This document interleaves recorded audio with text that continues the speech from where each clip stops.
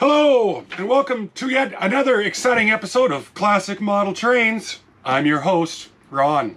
Today we're going to be talking about our Tyco and Mantua made model train products. Are they becoming collectible? My answer is yes. Yes, they are.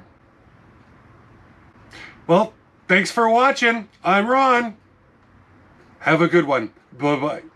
What? What's the, oh, you want more, okay, you want me, the producer says I gotta try to convince you, I gotta tell you more that they're collectible. Apparently we gotta give you some more information. Oh, Jesus. Okay, let's get back into it then. Tyco items, are they collectible? So I looked up on the Google machine to find out what the definition of a collector is. It's the act of bringing or gathering things. Typically if they are scattered or are widespread. What's the goal of collecting? Lots of things. To try to figure out if they're collectible, we're gonna get somewhere here.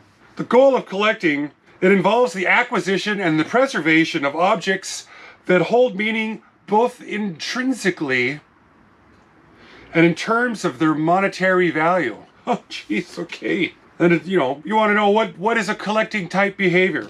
It's the tendency to acquire and retain objects even when they're not of immediate utility. That sounds about right, especially with trains and stuff, sure. Then it says, what's a collectible item? Now this is where it gets like specific. A collectible item refers to personal property that is unique, limited in quantity, could be an antique, or holds a special quality or financial value. Oh, well, an item worth far more than it was originally sold for because of its rarity and population as well as its condition. Doesn't say anything about the fact that you just want it, because there's three out there and they're three different colors and you want one of each color. That sounds like a good enough reason to collect to me. Why does anyone collect things? Mostly it's because of the love for the things that they want to collect. Be it stamps, coins, old model tractors, Hot Wheel cars, model trains. It's a hobby for most of us. A means to get away from the problems in life. It's a means of expressing ourselves and the joy and satisfaction of creating something. For us it's the world of trains. For others it could be building cars, gardening, stamp collecting, whatever your hobby is. Things are typically collected because they remind people of their youth. If there's nostalgia involved, reminding people of their youth, that market will last as long as that group of people continue to live. That's a long time. Historically, we've been led to believe that model trains do have a resale value and they're a collectible value. Funny thing is, the people that are writing the rules are the ones that collect the three-rail stuff, the Lionel. Yeah, they believe that theirs is the only one that's collectible and that nothing else out there is for resale value. And this went on for a very long time. I mean, Lionel did have some really expensive stuff that you could get, and it appreciated. But we're not buying this stuff. We're not buying Tyco to appreciate.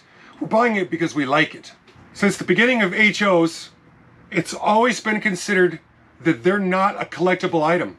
None of them. The entire gauge. No. The only thing that's collectible is the old standard gauge, the Ives, the Lionel, maybe some pre and post-war American Flyer. That's it. Nothing else. You don't count. No, it ain't like that anymore. Here's a fun fact for you. By the 1950s, model trains were by far the most common toy that boys had. Pre and post-war Lionel and American Flyer collectability, or your return on investment, that peaked around the 90s to 2000s. The reason for the spike in the demand and the prices is because the kids that had them in the 40s and 50s, they're now retired, empty nesters, making good money, had disposable cash, and they wanted to relive their childhood. So they started buying up all the stuff they couldn't afford, but they wanted as children. That's why that particular market went up. Now the downside, from now to 10 years ago, the downside is that them collectors, or them 50, 60-year-olds, they unfortunately have aged out. A lot of them have passed. And their heirs don't want that collection. So they've flooded the market, they've sold it all. Now it's back out.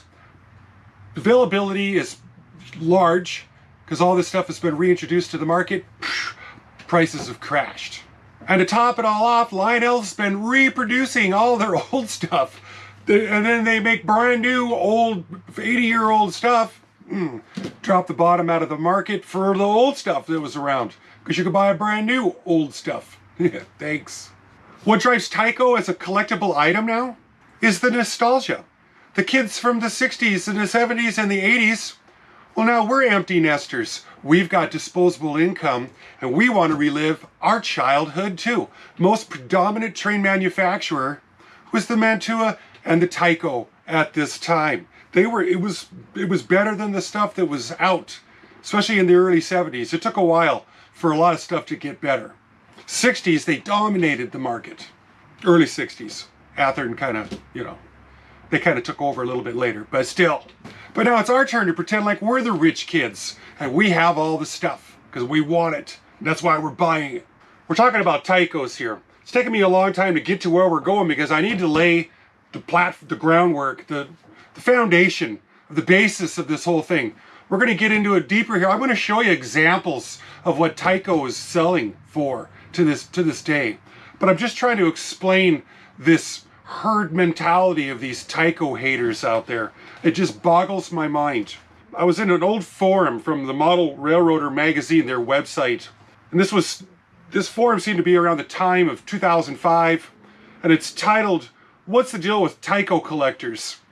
And for some reason, there's guys out there that just absolutely cannot for their life believe that anybody would ever want to purchase anything ever made by Tyco. It's like the Ford versus Chevy versus Dodge argument. Chevy guys can't figure out why anybody would drive a Ford. It just goes on and on. Here's some fun quotes I found. Tyco is famous for throwaway engines in their train sets.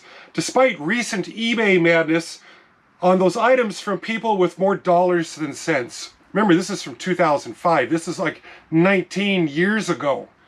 Crybabies are still, I don't understand. Tycos were designed to fail after a short time when Christmas is finished and to be replaced with another product by those who don't know about hobby stores, Athearn, Rivarossi, etc.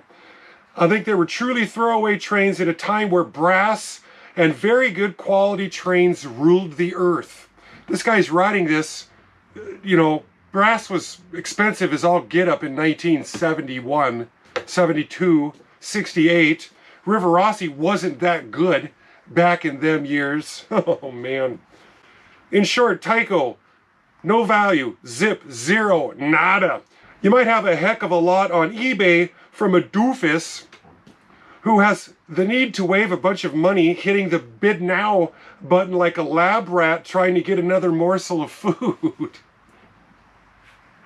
To collect them today, Tycos, might be a matter of nostalgia for some, but it's mainly the equivalent of the toilet paper collector mentality that drives the Tyco market. Very, very little in HO, outside of brass, is recognized as truly collectible, and there is absolutely nothing about any Tyco product that is intrinsically collectible except in the minds of those who collect them.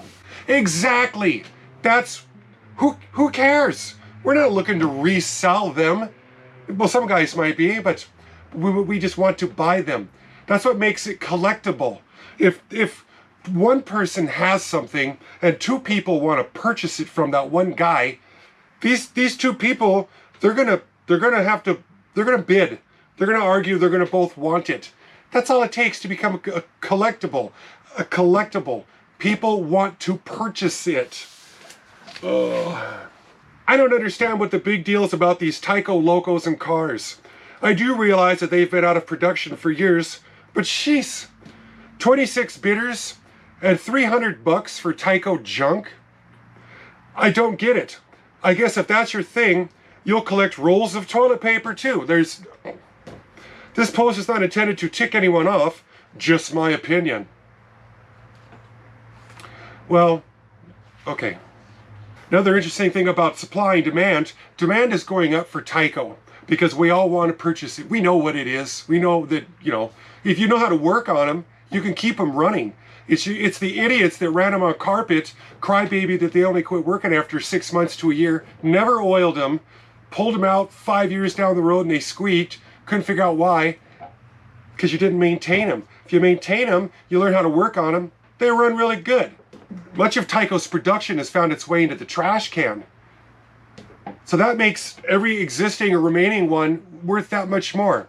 So the guys that throw stuff away, thank you, because you make all the other Tyco that's still out there makes their value go up. Yeah.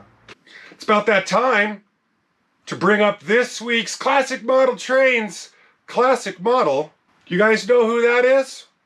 If you do, drop it in the comments down below. If you don't, hang out until the very end. It'll be at the very end. We'll let you know who it is. Wow, I had to get away from that dang anchor desk there. I was starting to get all worked up and the heart was racing. I got excited. Here's some Tyco fun facts for you. This is for the red and the blue box era. So this will be from like 1960 up until 1993. There's 38 different cataloged part numbers for locomotives.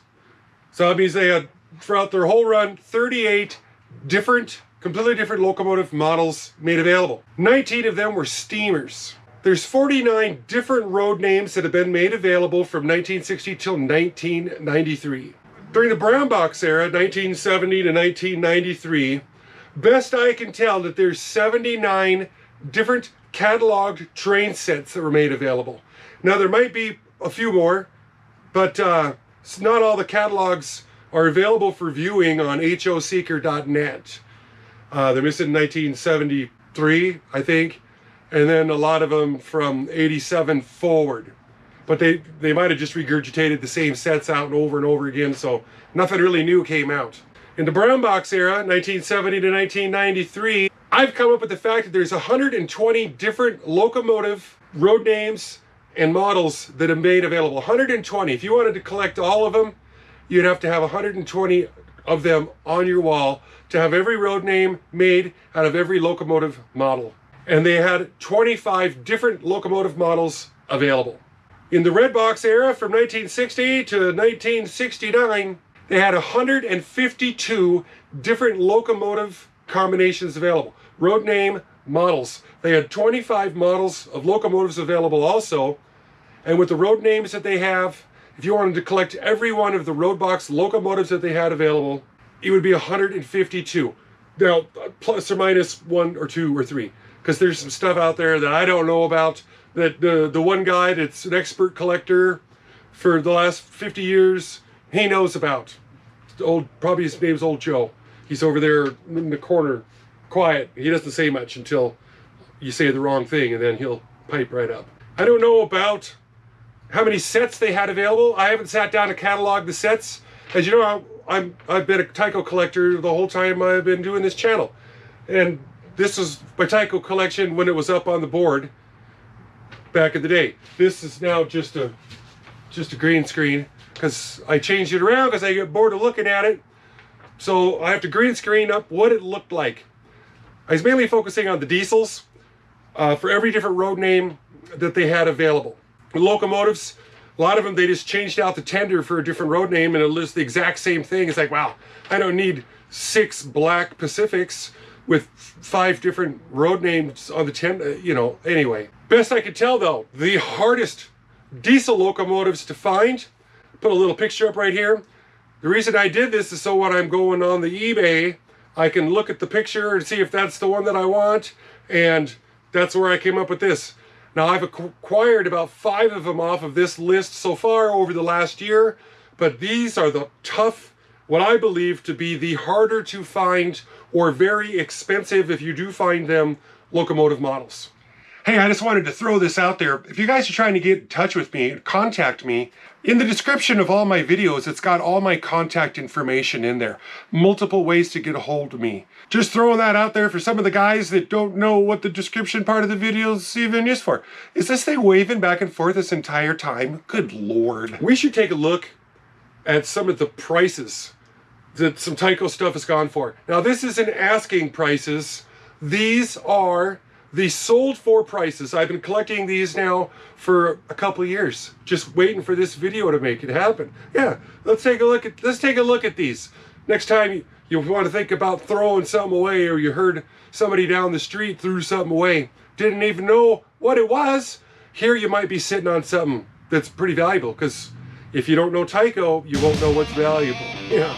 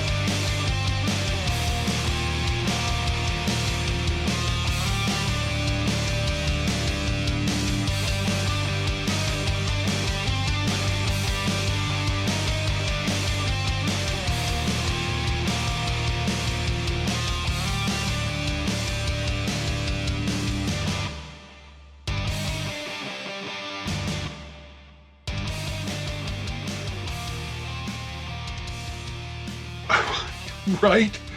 That was just, I found them numbers over time. Obviously that doesn't happen every day. Now, not everything that's made by Tyco is going to be collectible.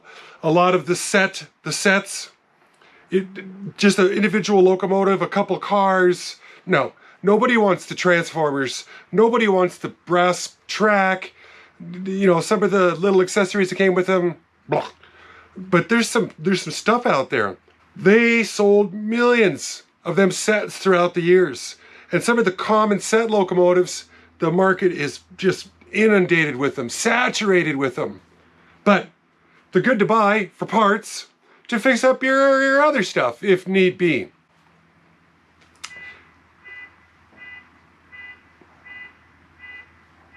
Geez, now I wonder if that's mine. Oh, guess not. Or they just got the door open and got it jimmied and turned it off, and they're driving it out of the driveway right now. One of the two. I should check. The plastic model kits that Tyco had offered, they were rebranded Polas from Germany. A lot of those sets you can find in many different brandings. All very, very nice plastic buildings. Unbuilt, in a sealed box, they're worth big bucks, comparable to new plastic buildings now. If they're built though, I don't care who made the building, if it's built, it ain't got no value at all. Nobody wants to mess around with somebody else's built building. They all want to do it on their own. Here's some other cars that are out there, prototypes that have been made. I found pictures of, just want to share them with you. I'll throw them up here a little bit. Some of them even got into production. There was that weird Silver Streak F7 and the caboose that I just found those today. I thought they were prototypical. Somebody had a hold of it, sold it. Didn't even know it. Didn't even know I wanted it. One thing I want to mention though, just a huge difference between the red box era, which is pre-1970, compared to after 1970. Now, and the reason for it is that the guys that were older, a lot more people ran the red box stuff because it was a higher quality. Brown box stuff from 70 up, the locomotives went downhill. The rolling stock, it's about a horse apiece. 6 of one, half a dozen of another. It's about the same. A lot of the action accessories, they didn't have those in this red box era. They made a ton of them in the brown box era. Those accessories, guys want them. They're going up. Somebody says they got some Tyco, they're going to throw it away. Grab it up. You root through it. It's always good for stuff. Right now, today, there is 10 Tyco Facebook groups out there right now. They're videos of Tyco repairs. The guys that put out good videos, they get 10, 15,000, 20,000 views. These are out there. They're good starter sets. I should have said that from the beginning. Starters to get you going. If you find a Tyco laying around, fix it up. Give it to a kid down the block. Give it to a nephew. Get them into the train hobby. That's what did it for us. And that's what could do it for others too. They're starter sets. Now, I never claimed that they're super duper nice ones. They're not up there with the BLIs. They're not up there with the fancy Japanese brass. No, and they're never meant to be. They're the Volkswagens. They're the Farfignugens. They're the Yugos from Yugoslavia. They're the Ford Pintos, the Chevy Chevettes, the BMW 3 Series. They're the beginner cars. Yes, they are. Hey, have you ever wondered if Tyco's streamlined caboose was ever actually from a prototype, like a real one? Found this picture. One of the train groups here, a couple years back, there was a debate, a couple different ones. This one showed up. This is the one that they made the prototype of for their streamlined cabooses. Just a little fun fact there for you. Another thing that's important to remember is that the pieces, they got to be in really, really good shape. Almost like they've never been played with. Boxes in really good shape. Inserts, plastic windows. Nothing can be broken off of them. If you got an entire set, the set box has to be in good shape. That's how you bring in these huge, huge numbers. Some guys say I don't play with boxes. That's fine. You can buy an accessory without the box, and you're going to pay a lot less for it if you want the accessory, because that's what we all do. Yeah, there is a lot of people buying Tyco. For all the haters that want to hate, fine. Hate, shh, be quiet. This is what you're doing. This is what I want you to do. To the haters. I'm Ron with Classic Model Trains. Thanks for going along on this journey with me. It's good to see all the 33%ers out here. Thanks so much. Bye-bye.